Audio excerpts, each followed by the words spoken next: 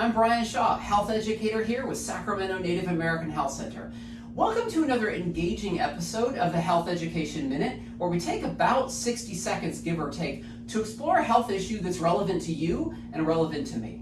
I'm fortunate to have with me here today Dr. David Hubbard. Hello. Dr. Hubbard is a primary care physician here at SNAC. Welcome, Dr. Hubbard. Thanks for being here. Thanks for having me. So, Dr. Hubbard, I identify as a male, and there are many other people who I know who identify as a male, and I would like to know, what are some things that people who identify as a male, what kind of things should they get done when they see their doctor? Screenings, what things should they be aware of for their health? Yeah. So I do want to just do general guidelines, and then we'll talk about male-specific guidelines. So for everyone, especially if you're over the age of, let's say, 40, it's important to see your doctor every year so that we can talk about what screening things we need to do. For most people, we do like to get a set of labs at least once every 3 to 5 years, and then if you have extra chronic conditions on top of that, which may include high blood pressure, being overweight, high cholesterol, or diabetes, then it's important to get it at least every year, and maybe even more than that, depending on what you worked out with your doctor.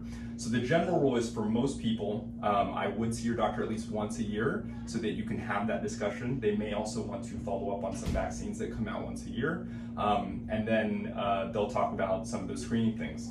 For men specifically, and for people who have prostates, it's important for anyone who's over the age of 50 to see their doctor and discuss whether or not we should do a blood test for screening for prostate cancer.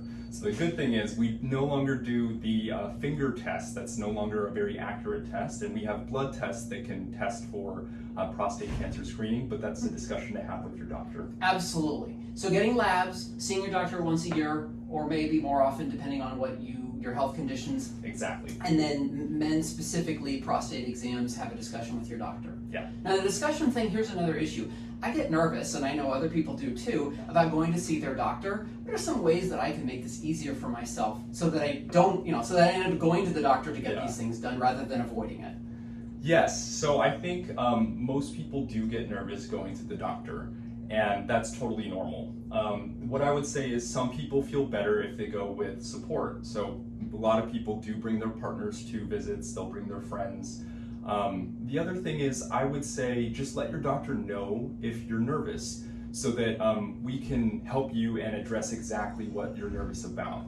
So if it's just general anxiety about doing health screenings or about certain conditions, or for example, someone in your family has this cancer and you want to make sure that you check on that, let us know so that we can tell you exactly what's needed, and we can also do all the reassurance. So I like to tell people, my job as your doctor is to worry for you. So I create the list, I'm very thorough, we talk about all the things, and then I will worry about that, and then you no longer have to, and as long as you come to your appointments, I will do the worrying for you.